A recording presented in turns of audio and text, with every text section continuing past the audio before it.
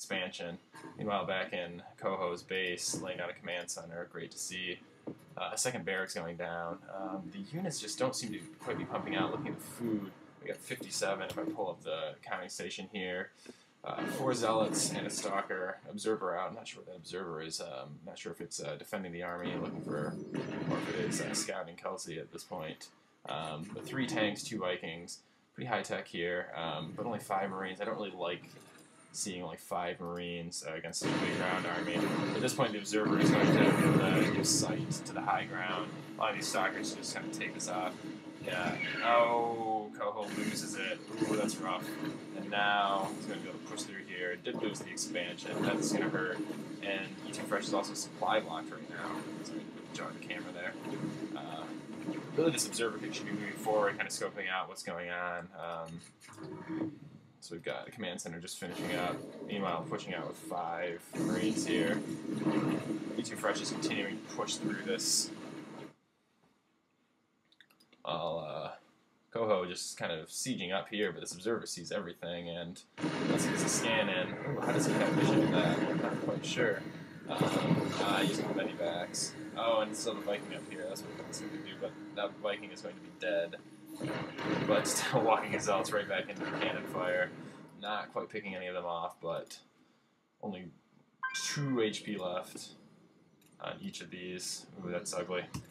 Looking back at the production tab, 2 Marines coming out, but so ETOOFRESH still a little bit behind, not quite spending his money quickly. You really don't like to see that because right now you have all these warp gates idle. He could be warping in stalkers. I'm not really sure. I guess he's spending it on an immortal, but when you have 300, 400 food, I really want to see more zealots coming out. I really want to see you being aggressive. KOHO expanding here, I don't quite agree with that. I'd like to see him expand right up here.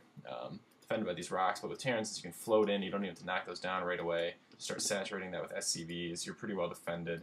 Right now, ETOOFRESH is going to be able to abuse the exact same ledge just by pulling stalkers up here, start picking out SCVs. Meanwhile, these destructible rocks haven't been taken down all the way. So, although KOHO does have these drop ships, and he's able to just kind of throw them up here.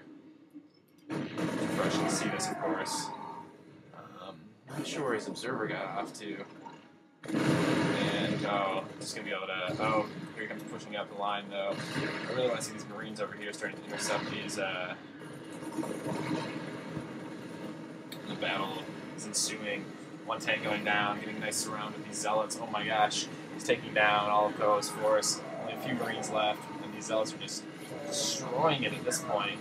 Like I said, when you're left with only medivacs, which can't attack, the stalkers are just going to be able to abuse from the high ground. A couple of Marines left here. I'm not sure why he didn't just use the stalkers to shoot down and take them out. Working into Zealot. KOHO can micro these well. Yeah, I don't like that he was firing on this gateway. Firing on the gateway, you're only doing half the damage to it when you could have been just picking off probes the entire time. And now, looking at the food count, oh, looks like KOHO is still ahead by about 12 food. He does have his expansion up and already close to saturated. Pretty sizable force sitting over here, with the observer right there to see it. I'd like to see KOHO use a scan rather than a mule, since he is sitting on so much minerals, and just scan right above his army. He'll be able to see that observer, just pick it off. ETOOFRESH mounting a nice force over here, looking pretty similar to what he pushed with in the last game. He's been able to rebuild it pretty well, and ooh, these states were not sieged, and now that those zealots have speed, they're able to get in so quickly and just destroy those tanks. These Vikings just not doing anything because there's no flying. You need to be landing these and sending SCVs to repair them, but now at this point, the ground force is basically gone. 2 immortals, you can't really do anything, and oh, this micro is not very good by KOHO, just letting his units suicide in. Calls the GG well ahead of him, maybe pushing into base, just knowing he's not going to be able to get anything out in time. Let's see. Yeah, Kelsey's food just plummeting to 50 there. Wise to just step back the game. I really think it was KOHO's to win.